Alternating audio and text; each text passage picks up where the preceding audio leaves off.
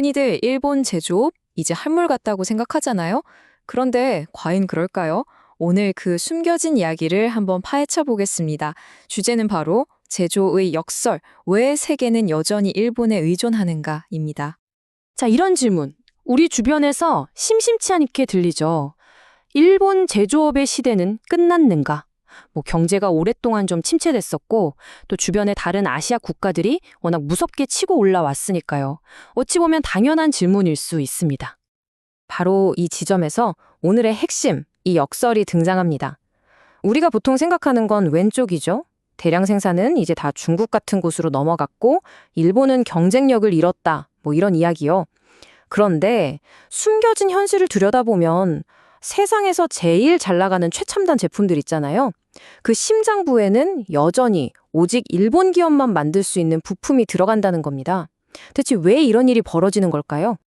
이 거대한 퍼즐을 맞추기 위한 첫 번째 조각, 바로 제품을 어떻게 설계하느냐, 그 방식부터 한번 짚고 넘어가야 합니다. 자, 조금 어려운 말이 나왔는데 제품 아키텍처? 이거 전혀 어렵게 생각할 필요 없어요. 그냥 제품의 설계 청사진이다. 이렇게 보시면 됩니다. 부품들을 어떻게 배치하고 또 서로 어떻게 맞물려 돌아가게 할 건지 정하는 큰 그림이죠. 이 개념을 알아야 오늘 이야기의 진짜 재밌는 부분이 시작됩니다.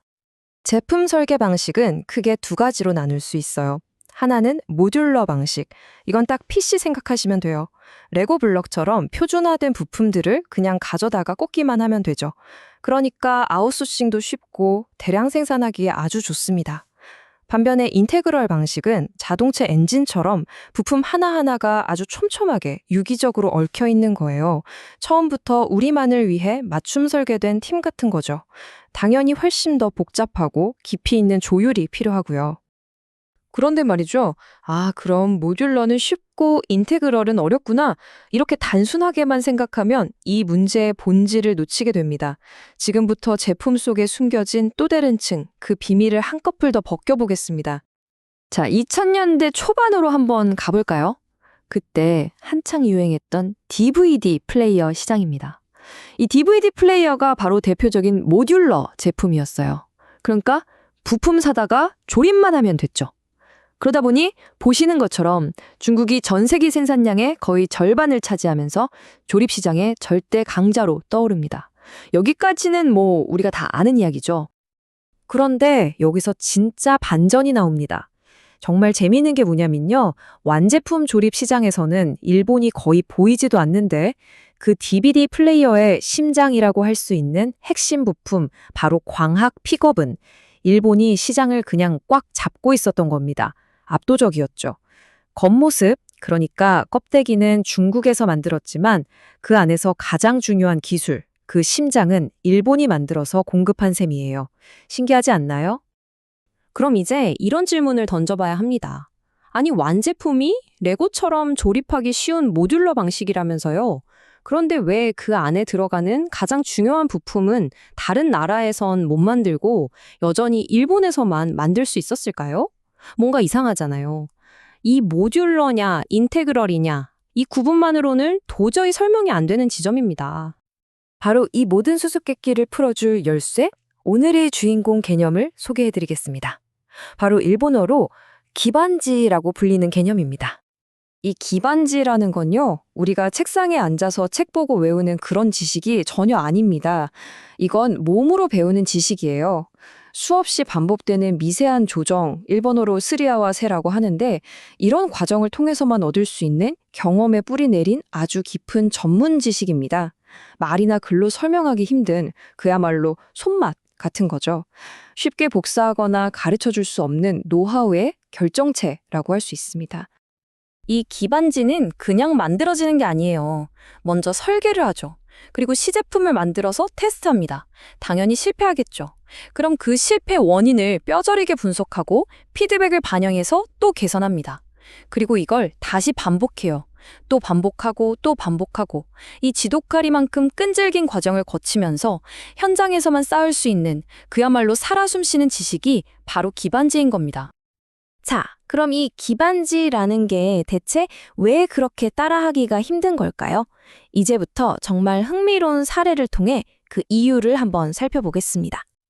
이 비유 하나면 모든 게 설명됩니다. 디지털 지식은 QR코드 같아요. 0과 1로 이루어져 있으니까 누구든 언제든 100% 똑같이 복사할 수 있죠. 매뉴얼만 있으면 됩니다. 하지만 아날로그 지식은 마치 한 폭의 명화와 같습니다. 언뜻 보기엔 비슷하게 흉내낼 수 있을지 몰라도 그 미묘한 붓터치, 색감의 깊이, 그 안에 담긴 감각까지 똑같이 복제하는 건 불가능에 가깝죠. 수년간의 직접적인 경험과 직관, 그게 필요한 겁니다. 기반지는 바로 이 아날로그 지식에 속하는 거죠.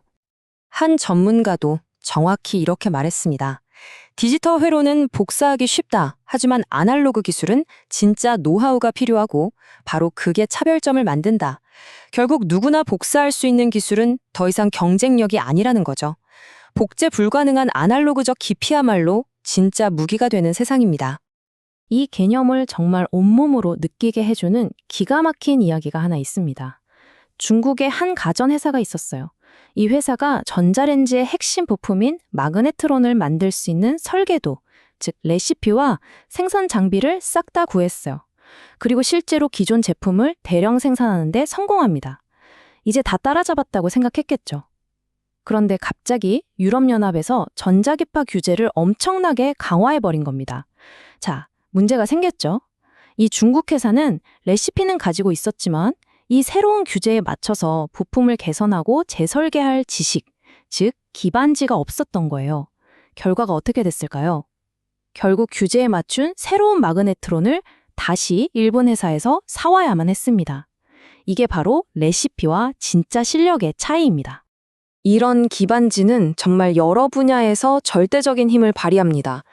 예를 들어 자동차 차체의 강성과 무게를 결정하는 고성능 강판의 미세한 배합 기술, 엔진의 진동과 소음을 잡아주는 첨단 합성 고무, 머리카락보다 얇은 회로를 새기는 반도체 금용 기술, 전자기기에서 발생하는 열과 소음을 줄이는 노하우, 이런 것들 전부요. 겉으로 잘 드러나진 않지만 최종 제품의 성능과 품질을 좌우하는 그야말로 숨은 고수 같은 기술들이죠. 자, 그럼 지금까지의 이야기를 종합해서 이 기반지라는 렌즈를 통해 일본 제조업의 새로운 글로벌 역할을 한번 들여다볼까요? 결론은 아주 명확합니다. 일본의 역할은 더 이상 완제품을 대량으로 조립해서 가격 경쟁을 하는 게 아닙니다. 그 대신 다른 누구도 쉽게 따라할 수 없는 이 기반지를 품고 있는 핵심 부품과 소재를 전 세계에 공급하는 것. 이게 바로 일본의 새로운 생존 전략이자 경쟁력이라는 거죠. 이 표를 보시면 새로운 글로벌 분업 체계가 한눈에 들어옵니다. 미국이 창의적인 제품 컨셉을 개발하고 중국이 그걸 엄청난 효율로 조립해서 만들어내면 일본은 그 제품의 심장과 핏줄에 해당하는 대체 불가능한 핵심 부품을 공급하는 거죠. 각자가 가장 잘하는 역할에 집중하면서 거대한 하나의 생태계를 이루는 완벽한 상호보완 관계가 만들어지는 겁니다. 이게 그냥 추상적인 이야기가 아니라는 증거가 바로 이 숫자입니다. 실제로 자동차 공장을 해외로 옮겨도 너무 복잡하고 미묘해서 기술 이전이 어려운 핵심 부품들은 20에서 30% 정도가 여전히 일본에서 만들어져서 공급된다고 합니다. 이 숫자가 바로 돈으로 환산하기 어려운 기반지의 실질적인 가치를 보여주는 거죠. 한 전문가 그룹의 말처럼 이제 일본 제조업의 핵심 과제는 바로 이것입니다. 무엇을 우리 안방에 남겨서 핵심 명령으로 키우고 무엇을 해외 생산 기지로 과감하게 넘길 것인가. 이걸 현명하게 결정하는 것이 미래를 좌우하는 전략적 선택이 된 거죠. 자, 오늘 이야기의 핵심 딱 한 문장으로 정리해드리겠습니다. 우리가 매일 경험하는 이 편리하고 효율적인 디지털 세상, 그 화려한 표면 바로 아래에는요, 그 모든 것을 가능하게 하는 눈에 보이지 않는 아날로그적 숙련과 깊이라는 단단한 기반이 숨어 있다는 사실입니다. 마지막으로 여러분께 이런 질문을 하나 던지면서 마무리하고 싶습니다. 모든 것이 버튼 하나로 복사되고 붙여넣기 되는 이 세상에서 어쩌면 가장 소중하고 강력한 가치는 역설적으로 절대 쉽게 복제할 수 없는 시간과 땀으로만 쌓아 올릴 수 있는 그런 아날로그적인 깊이에 있는 것은 아닐까요? 한 번쯤 생각해 볼 문제인 것 같습니다. 오늘 이야기는 여기까지입니다.